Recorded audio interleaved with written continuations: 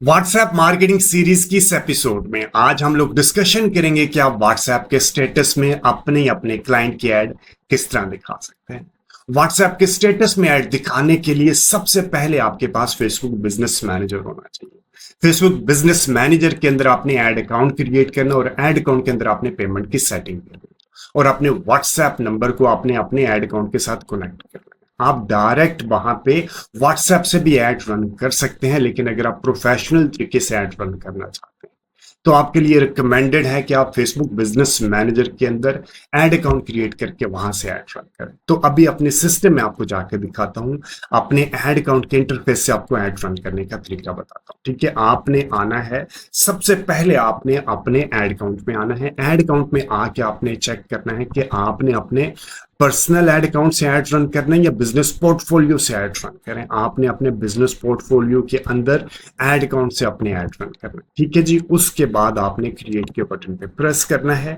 Different objectives आते हैं। अब आपका ऑब्जेक्टिव क्या है? ऑब्जेक्टिव का मतलब होता है कि आपने किस तरह के लोगों को अपना ऐड दिखाना है। एक एग्जाम्पल देके चलता हूँ, ये बहुत जरूरी होता है। एक कैंपेन का सिर्फ एक ऑब्जेक्टिव होता है और अगर आपने सही अंदाज में अपने कैंपेन के ऑब्जेक्टिव की सिलेक्शन करते हैं तो प्रोबेबिलिटी हाई होती है कि आपको अच्छे रिजल्ट्स भी मिलेंगे। ठीक है, ये समझना जरूरी है आपके लिए कि ऑब्जेक्टिव की सिलेक्शन करने से आपको क्या फायदा होता है। ठीक है, फॉर एग्जाम्पल आप फेसबुक या इंस्टाग्राम के ऊपर फीड को स्क्रॉल कर रहे हैं। स्क्रॉल करने के दौरान आपके सामने एक ऐड आता है। मेटा यानी कि फेसबुक या इंस्टाग्राम में आपको एक ऐड दिखाता है, किसी भी ब्रांड की ऐड दिखाता है। आप उस ऐड को देखते हैं, उस ऐड को क्लिक करते हैं। ठीक है, क्लिक करने के बाद उसकी वेबसाइट पे आप नहीं जाते। ठीक है, ये एक तरह के लोग हैं। इसी तरह मेटा ऐड यानी कि मेटा ऐड आप किसी भी ब्रांड की ऐड किसी और कस्टमर को दिखाएगा, फेसबुक या इंस्टाग्राम के ऊपर किसी और लोगों को दिखाएगा। ठीक है, उन लोगों ने फेसबुक के ऐड को देखा, उसके ऊपर क्लिक किया, क्लिक करने के बाद वो वेबसाइट के ऊपर भी गए। ठीक है, वेबसाइट के ऊपर तो गए लेकिन उन्होंने वेबसाइट से कोई चीज बाय नहीं की। वो बगैर बाय किए यानी कि बगैर चेकआउट या ऐड टू कार्ट किए वेबसाइट उन्होंने स्किप कर दिया। ठीक है, इसी तरह मेटा ऐड कुछ और कस्टमर्स को भी दिखाता है। अब वो कस्टमर ऐड को देखते हैं, फेसबुक या इंस्टाग्राम के ऊपर ऐड को देखते हैं, ऐड पे क्लिक करते हैं, क्लिक करने के बाद वो वेबसाइट पे जाते हैं, वेबसाइट पे जाने के बाद वो ऐड टू कार्ट करते हैं और बाय भी कर लेते हैं। ठीक है, अब ये चार डिफरेंट कैटेगरीज के लोग हैं। एक वो लोग हैं, एक अब क्या करता है कि मेटा को तमाम लोगों का बिहेवियर पता है। बिहेवियर यानी कि जैसे कहते हैं ना कि अगर मैं मेटा ऐड मुझे दिखा रहा है और मैंने ऐड को सिर्फ क्लिक किया है तो वो ऐसे लोगों को जो ऐड पे सिर्फ क्लिक करते हैं उनका एक क्लस्टर बना देता है। यानी कि ये वो लोग हैं जो सिर्फ ऐड को क्लिक करते हैं। ठीक है, एक और क्लस्टर बना लेता है जो कि ऐड को क्लिक करके वेबसाइट पे जाते हैं। ठीक है, एक और क्लस्टर बना लेता है जो ऐड को क्लिक करके वेबसाइट पे जाते हैं और कुछ बाय भी करते हैं। अब मेटा को पता है कि इनमें से कौन कौन से क्लस्टर्स हैं। ठीक है, अगर आप कहते हैं कि आप ट्रैफिक के ऑब्जेक्टिव लेके आए तो वो ऐड किनको दिखाएगा? उन लोगों को दिखाएगा जो कि ऐड पे क्लिक करके वेबसाइट पे तो जाते हैं लेकिन बाय नहीं करें, तो ट्रैफिक का ऑब्जेक्टिव दिखा रहा है। प्रोबेबिलिटी होती है कि आपको कन्वर्जन यानी कि आपको सेल्स भी मिल जाए, लेकिन प्रोबेबिलिटी कम होती है। ठीक है, अगर आप लीड्स या सेल्स का ऑब्जेक्टिव लेके चलते हैं तो आपकी ऐड मेटा ऐसे लोगों को दिखाएगा जिनके चांसेस ज्यादा होते हैं कि उसको पता है, उसको उसका बिहेवियर पता है कि ये वो लोग हैं, इनमें प्रोबेबिलिटी ज्यादा होती है कि अगर इनको ऐड दिखाई गई तो ये लोग वेबसाइट के ऊपर जाते हैं, वहां से जाके चेकआउट भी करते हैं और बाय कर लेते हैं। ठीक है, तो ये भी जरूरी नहीं है कि आप सेल्स पे जाएंगे तो हर कस्टमर आपकी ऐड देख के बाय कर रहा होगा। वहां पे प्रोबेबिलिटी ज्यादा होती है बाय करने की। ट्रैफिक में भी आपको बाइंग मिल रही, आपको सेल्स मिल रही होती है, लेकिन प्रोबेबिलिटी कम होती है। वहां पे लोग ज्यादा आपके जिसे कहते हैं ना वेबसाइट के ऊपर आ रहे होते हैं, जो भी आपने लैंडिंग ऑप्शन दी होती है वहां पे ज्यादा लोग आ रहे होते हैं, लेकिन वहां से सेल्स आपको कम मिलती है as compare to sales objective. ठीक है, ये अब आपने ध्यान से इसकी सिलेक्शन करनी है। उसके बाद हम आ जाते हैं ट्रैफिक। फॉर एग्जांपल हम ट्रैफिक का ऑब्जेक्टिव लेके चलते हैं। आपने मैनुअल ट्रैफिक कैंपेन की सिलेक्शन करनी है, क्योंकि अभी हम सब चीजों को समझेंगे। अगर आप रिकमेंडेड सेटिंग यानी कि ऑटोमेटिक के ऊपर जाएंगे तो आपको कोई चीज समझ नहीं आएगी। ठीक है, हमने इसके ऊपर सिलेक्शन कर ली। इसके बाद हमारे पास ये तीन स्टेजेस आती हैं। अगर आपने मेरी पुरानी वीडियो यानी कि पूरी एक सीरीज थी मेटा एडवर्टाइजिंग फॉर बिगनर से रिलेटेड, अगर आपने वो नहीं देखी तो वो आप एक बार जरूर देख लीजिएगा।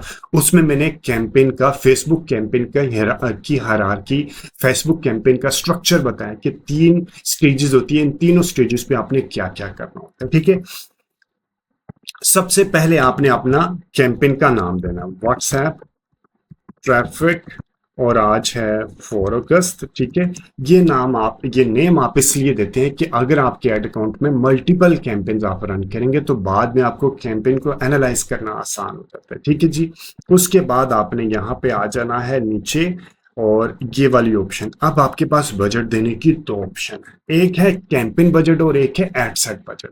इन दोनों में से आपको कौन सी ऑप्शन यूज करनी चाहिए और क्यों यूज करनी चाहिए वो मैं आपको अभी एक्सप्लेन कर देता हूँ।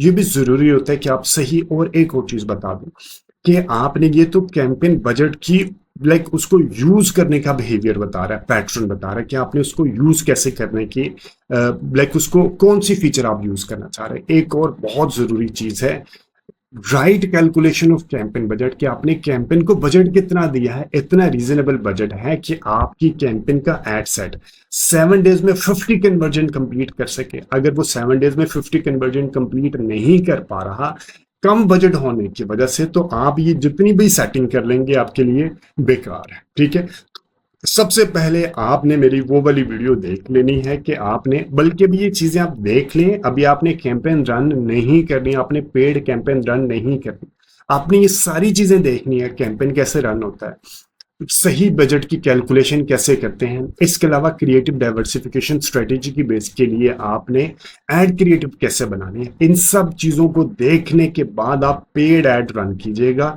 अभी ये सिर्फ एक या दो मेरी या किसी भी जो कंटेंट क्रिएटर है उनकी सिर्फ एक या दो वीडियो देख के आप पेड एड रन मत करें, हो सकता है आप अपने पैसे जाया कर दें। ठीक है, तो आपके पास अगर एक एड सेट है तो आप कैंपेन बजट दें या एड सेट बजट दें, दोनों का कोई इम्पैक्ट नहीं होता। लेकिन अगर आपके पास एड सेट एक से ज्यादा है, फॉर एग्जांपल मैं यहाँ पे क्लिक करता हूँ, डुप्लीकेट कर लेता हूँ। ठीक है, अगर आपके पास, मैं इसको डुप्लीकेट कर लिया, यानी कि अब मेरी कैंपेन में एक से ज्यादा एड सेट है। अब ये क्या होगा इसका मैं अभी यहाँ पे आके बता देता हूँ कि जी हमारे पास आगे, अरे अगर मैं कैंपेन बजट पे लेके आता हूं तो इसका मतलब क्या है। कैंपेन बजट का मतलब है कि अगर आपकी कैंपेन में दो एड सेट है, एक से ज्यादा एड सेट है, तो जो एड सेट यानी कि जो ऑडियंस, एड सेट के अंदर क्या होता है, ऑडियंस, जो ऑडियंस अच्छा परफॉर्म कर रही होगी मेटा ऑटोमेटिकली बजट वहां पे ज्यादा एलोकेट करेगा। ठीक है, इसका होता है कैंपेन बजट के लिए। लेकिन अगर आप देते हैं एड सेट, इसमें क्या होता है कि समटाइम ऐसा होता है कि आपके मेटा को जो एक एड सेट अच्छा लग रहा होता है, जहां पे से अच्छे रिजल्ट आ रहे होते हैं, वो ज्यादातर बजट वहां पे एलोकेट कर देता है, जबकि दूसरे एड सेट को परफॉर्म करने का मौका ही नहीं मिलता। हो सकता है उसने किसी जगह पे अच्छा परफॉर्म ना किया हो तो बाद में उसको परफॉर्म करने का मौका ही नहीं मिलता। तो उसके लिए आपने एड सेट बजट की ऑप्शन को यूज कर सकते हैं, यानी कि आप अपनी मर्जी के मुताबिक हर एड सेट को अपनी मर्जी के मुताबिक अपना बजट एलोकेट कर सकते हैं। फॉर एग्जांपल अगर ये फीमेल का एड सेट है तो आप इसको 3000 देना चाह रहे हैं, और अगर ये मेल का एड सेट है और आप चाहते हैं कि मेल भी आपकी प्रोडक्ट बाय कर सकते हैं तो आप इसको 1000 या 2000 या 3000 देना चाह रहे हैं, तो आप अपनी मर्जी के हिसाब से सिलेक्शन कर सकते हैं। एक और चीज बता दो, एंड्रोमेटा के अपडेट के बाद, जब से ये चीजें हम यूज करते थे एंड्रोमेटा के अपडेट से पहले, यानी कि कोई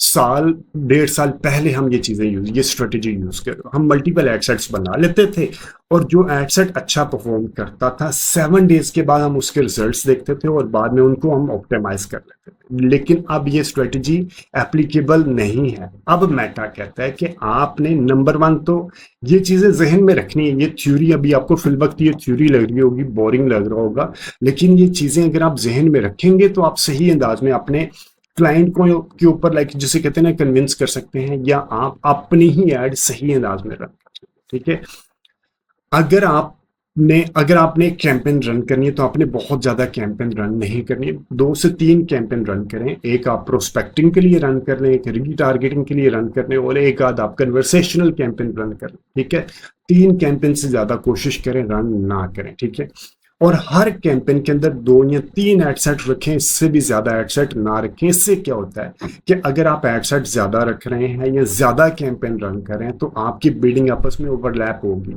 जिससे आपके रिजल्ट्स के ऊपर इफेक्ट आएगा। इसलिए रिकमेंडेड है। मेटा खुद कहता है कि और एक और भी स्ट्रेटेजी होती है कि आपने एक चीज या 2 चीजों के ऊपर ज्यादा बजट लगा के वहां से अच्छे रिजल्ट्स लेके आए। आप छोटे छोटे बजट लगा के मल्टीपल कैंपेन्स क्रिएट ना करें, उससे आपको अच्छे रिजल्ट्स नहीं मिलने वाले। आपके पास बजट है, आप 1 या 2 या मैक्सिमम 3 कैंपेन के ऊपर अपना बजट स्प्लिट करें, प्रोस्पेक्टिंग, रीटारगेटिंग और कन्वर्सेशन, ठीक है। और एड सेट के और कैंपेन के अंदर आप मल्टीपल एड सेट भी क्रिएट ना करें, आपस में ओवरलैप होना शुरू हो जाएगी, बिडिंग ओवरलैप होना शुरू हो जाएगी। और वैसे भी एंड्रोमेटा की अपडेट के बाद अब आपको ये वाली चीजें करने की जरूरत ही नहीं है, क्योंकि अब मेटा टारगेटिंग आपके ऐड क्रिएटिविटी बेसिस पे कर रहा होता है। वो मैं अभी आगे जाके आपको बताऊंगा, इतनी ज्यादा चीजें बताऊंगा। और अगर आप न्यू हैं डिजिटल मार्केटिंग में, मेटा एडवर्टाइजिंग में, तो शायद आपके लिए ये चीजें शुरू में डाइजेस्ट करना मुश्किल हो जाए। लेकिन अगर आप जैसे जैसे आप ये चीजें गेन करते जाए तो ये वीडियो दोबारा जरूर देखिएगा, इससे डेफिनेटली आपको वैल्यू एडिशन मिलेगी, ठीक है जी।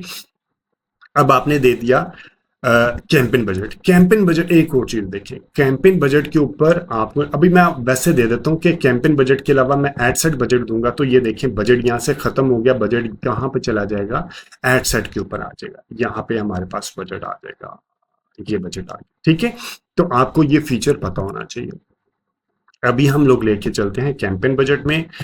कैंपेन बजट के ऊपर जैसे ही हम लोगों ने क्लिक किया तो हमारे पास बजट, पहले ऊपर बजट की स्ट्रेटेजी बता रहा है। अभी हम बजट की यूटिलाइजेशन बता रहे हैं कि आपने डेली बजट यूज करना है या लाइफ टाइम बजट यूज करना है। इसकी भी मैं आपको बता देता हूँ। फॉर एग्जाम्पल, मैं डेली रखना चाह रहा हूँ 4000 रुपीज, कि मैं डेली 4000 रुपीज रख के स्पेंड करना चाह रहा हूँ।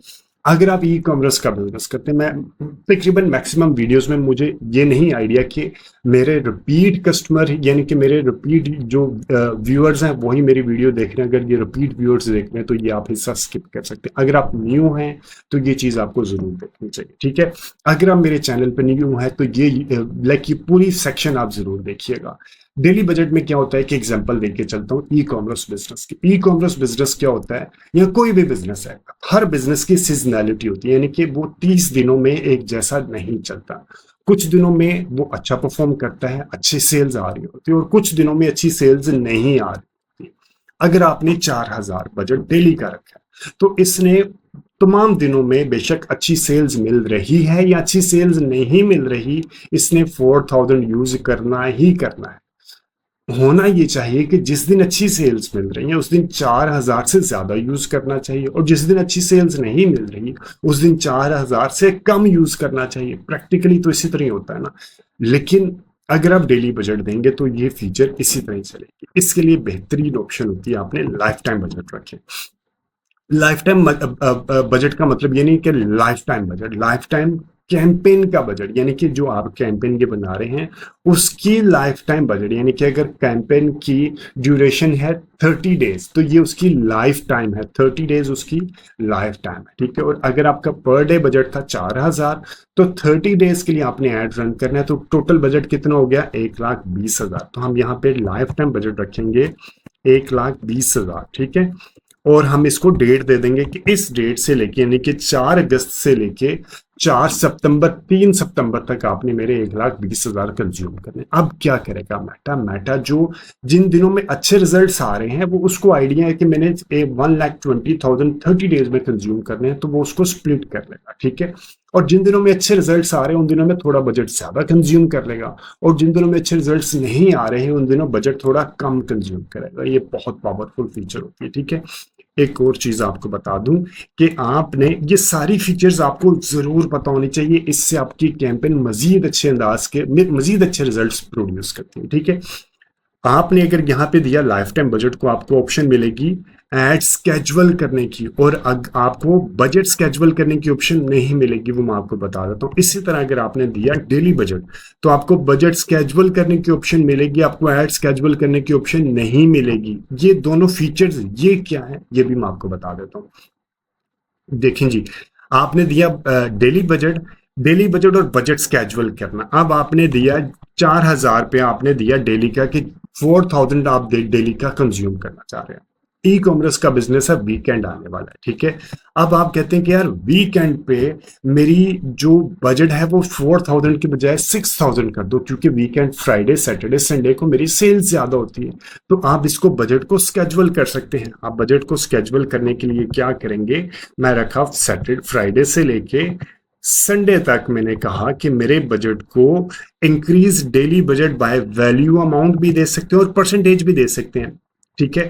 अब परसेंटेज यानी कि 4000 मेरा बजट है, तो मैं कह रहा हूं कि 4000 बजट का 50% मेरा ज्यादा कर देना फ्राइडे सैटरडे संडे, यानी कि 50% हो गया 2000। और फ्राइडे, इसका मतलब हुआ कि फ्राइडे वाले दिन 4000 प्लस 2000 कंज्यूम होगा, इसी तरह सैटरडे और इसी तरह संडे, यानी कि फ्राइडे सैटरडे संडे 6000 कंज्यूम होगा। और आप इसकी बजाय आप वैल्यू भी रख सकते हैं, आप डायरेक्ट अमाउंट बता सकते हैं कि मेरा फ्राइडे सैटरडे संडे को जो आपने ये डेट्स रखी हैं इन दिनों में 2500 रुपीज ज्यादा कंज्यूम करना इंक्रीज है। ये वो नहीं है कि जी इतने कंज्यूम करना, वो कह रहे हैं कि 4000 तो आपने कंज्यूम करना ही करना है, उसके अलावा आप ये अमाउंट भी कंज्यूम करें, ठीक है, फ्राइडे सैटरडे संडे। ये अब आपके ऊपर डिपेंड करता है कि अगर आपको पता है कि आपकी प्रोडक्ट या सर्विसेज का किन दिनों में ज्यादा अच्छे रिजल्ट्स आ रहे होते हैं, तो आप उन दिनों में बजट को स्केड्यूल कर सकते हैं। अब मैं एक दूसरी फीचर आपको बता देता हूं, एड स्केड्यूल करना, वो भी बहुत इंपॉर्टेंट फीचर है। हम क्या करते हैं, हम एड 24/7 रन कर लेते हैं। ज्यादातर होता है आप अगर आप व्हाट्सएप से रिलेटेड कैंपेन रन कर रहे हैं, व्हाट्सएप से कैंपेन रन करते हैं ना, तो हो सकता है आप 8 बजे के बाद आपकी फैमिली लाइफ स्टार्ट हो जाती है और आप रिप्लाई ना कर पा रहे हो अगर आप व्हाट्सएप कैंपेन रन करते हैं, ठीक है। यहाँ कोई ऐसी सिचुएशन में कि आप मीटिंग में बिजी हैं, यानी कि मीटिंग में बिजी अगर हैं तो आप तो एआई एजेंट क्रिएट कर सकते हैं। मैं सिर्फ ये कह रहा हूँ कि रात के वक्त अगर आपको 2 बजे को कस्टमर आपकी ऐड को देख के क्लिक करता है और आपके पैसे कंज्यूम हो जाते हैं जैसे ही वो आपकी ऐड पर क्लिक करता है और आपके व्हाट्सएप के ऊपर आ जाता है, बेशक आपका एआई एजेंट उसको रिप्लाई कर रहा है, उसको एंगेज कर रहा है, लेकिन किसी स्टेज पे जाके आपने 2 3 4 5 मैसेजेस आपके ऑटोमेटिक रिप्लाई चले गए, लेकिन किसी स्टेज पे आके उस ह्यूमन इंटरेक्शन की जरूरत जरूर पड़ती है। इसीलिए रिकमेंडेड है कि आप जब व्हाट्सएप के लीड से रिलेटेड कैंपेन क्रिएट करें या कॉल से रिलेटेड कैंपेन क्रिएट करें तो आप एड स्केड्यूल जरूर क्रिएट करें।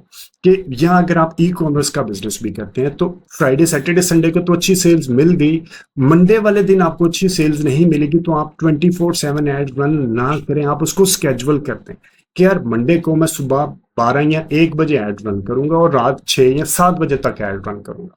सुबह पूरा 24 घंटे ऐड रन नहीं करना है आपने, ये भी एक अच्छी फीचर होती है, इसको हम कहते हैं ऐड स्केड्यूल। ये हम लोग यहाँ से इसको चेक कर लेते हैं और मैं अभी अगली स्टेज पे ऐड के ऊपर जाके आपको दिखाता हूँ आपने इसको स्केड्यूल किस तरह करना है। उसके बाद हम आ जाते हैं अगली फीचर्स में, एड सेट के ऊपर। एड सेट में 2 चीजें होती हैं। एड सेट में एक होता है, लाइक दोनों चीजें आपको बता देता हूं, उसके बाद मैं बताऊंगा कि एंट्रोमेटा के बाद क्या चेंज आया। एक हम लोग यहाँ पे सिलेक्शन करते थे कि हमने ऐड किन को दिखाना है, यानी कि हमारी ऑडियंस कौन सी होगी, और हमने ऐड कहाँ पे दिखाना है, यानी कि हमारी प्लेसमेंट क्या होगी। फेसबुक है, इंस्टाग्राम है, रील, स्टोरी, स्टेटस, जहां जहां पे भी ऐड दिखाना है। अब एंड्रोमेटा की यहाँ पे थोड़ी सी ना, थोड़ा सा आपको केयरफुल होके चलना होता है, ठीक है। आप बेशक ऑडियंस की सिलेक्शन करें, लेकिन एंड्रोमेटा का अपडेट कहता है, एंड्रोमेटा का अपडेट कहता है कि नंबर 1 तो आपने ऑडियंस की सिलेक्शन नहीं करनी, आपने अच्छे क्वालिटी की एड क्रिएटिव बनाने हैं। एड क्रिएटिव बना के डिस्क्रिप्शन, हेडलाइन, टैगलाइन लिखने के बाद आपने मेटा को दे देना है। मेटा आपके एड क्रिएटिव देखेगा कि अच्छा ये एड क्रिएटिव है, उस ये लाइक इस प्रोडक्ट से रिलेटेड है, इसके ऊपर ये डिस्क्रिप्शन है, ये डिजाइन है, ये प्रोडक्ट है, तो वो उसकी बेसिस पे डिसाइड करेगा कि ऐड दिखाना किसको है, ठीक है। तो अब ऑडियंस की टारगेटिंग कौन कर रहा है, मेटा खुद कर रहा है आपके ऐड क्रिएटिव की बेसिस पे। ये चीज जहन में रखनी है, आप बेशक ऐड टारगेटिंग करें, उससे फायदा नहीं होगा। जो डिटेल टारगेटिंग तो बिल्कुल भी उसका कोई फायदा नहीं हो रहा। मैं उसके वैल्यू रूल्स किस तरह क्रिएट करते हैं वो मैं आपको जरूर बता दूंगा।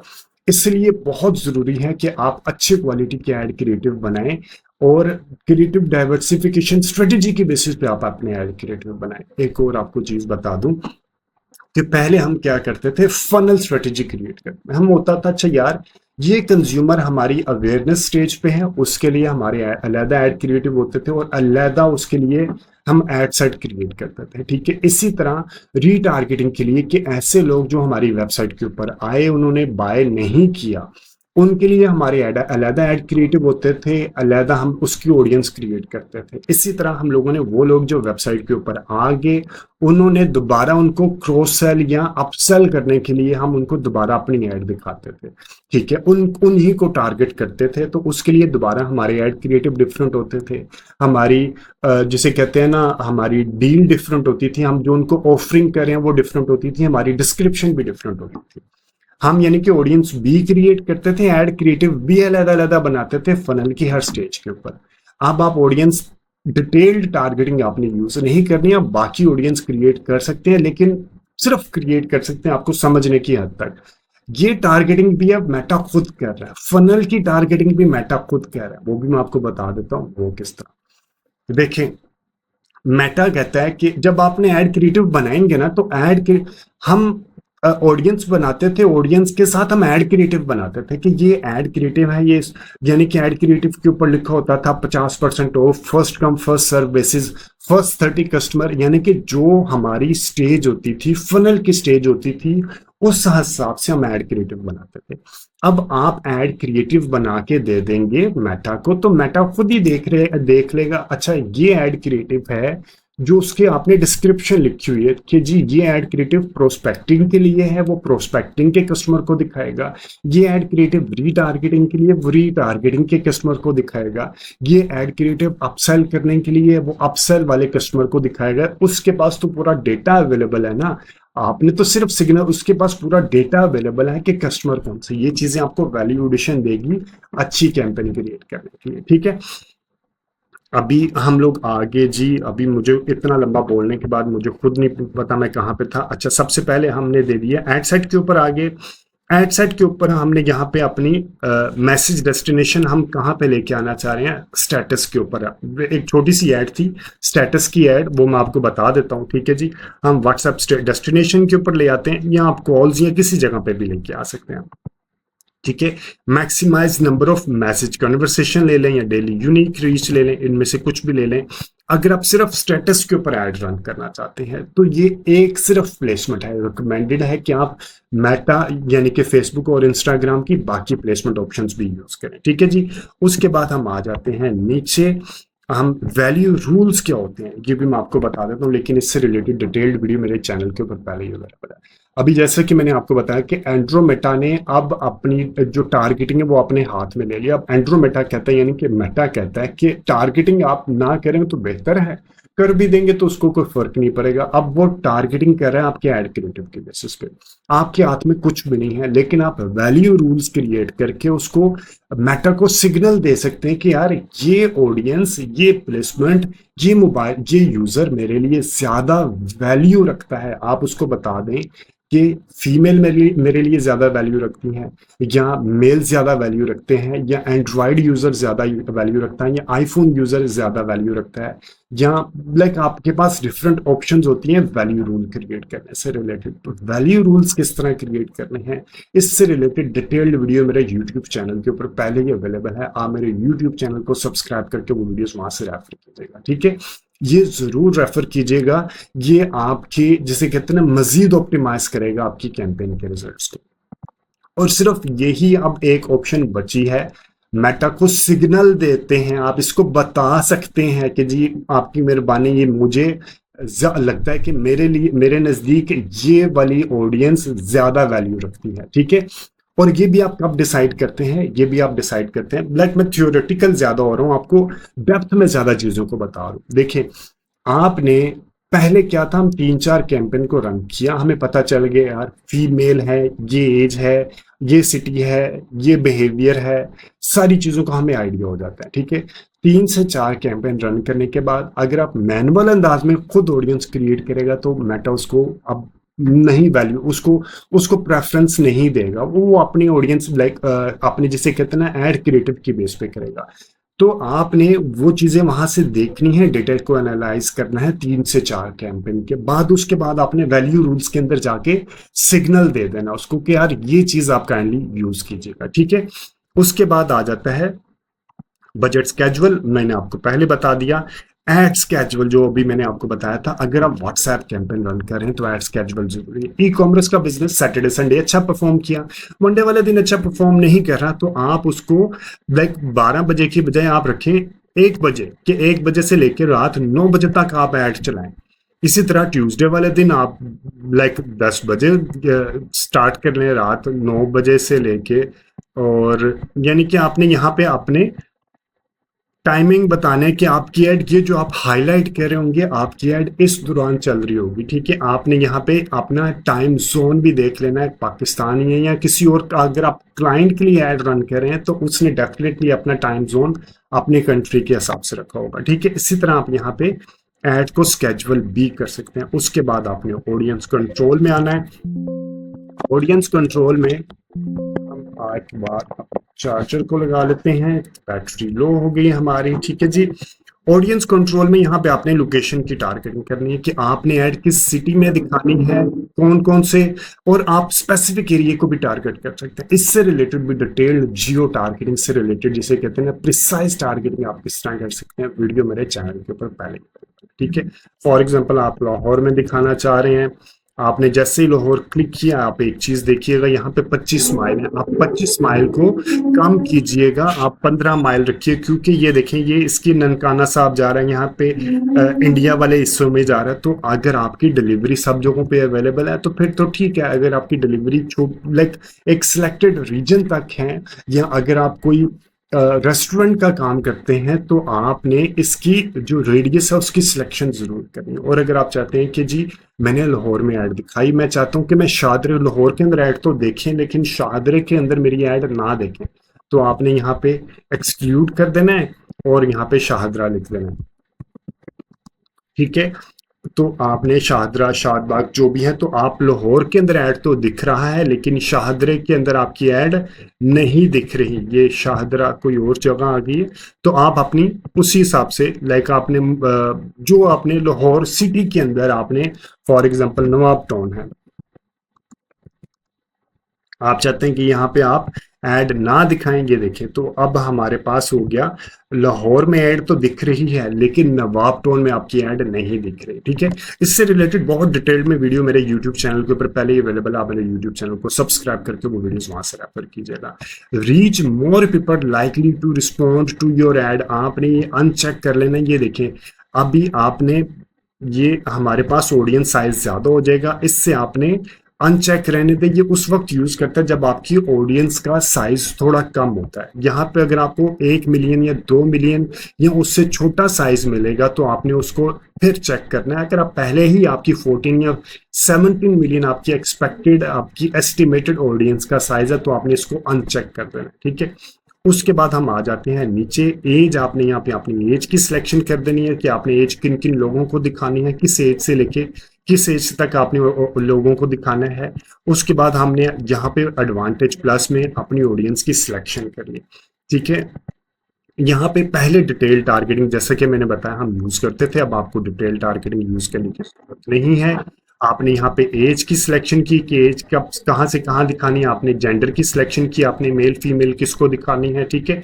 इसके अलावा यहाँ पे डिटेल टारगेटिंग की अभी जरूरत नहीं है। और अगर आप रीटारगेटिंग के लिए ऑडियंस बनाए हैं तो आप यहाँ से रीटारगेटिंग की ऑडियंस को यूज कर सकते हैं, ये वाली ऑडियंस है, ठीक है। आपने रीटारगेटिंग कैसे, कस्टम ऑडियंस कैसे क्रिएट करनी है, लुक लाइक ऑडियंस कैसे क्रिएट करनी है, इससे रिलेटेड वीडियो भी मेरे चैनल के ऊपर पहले ही अवेलेबल है, आप मेरी वो वाली वीडियोस को जरूर रेफर कीजिएगा, ठीक है जी।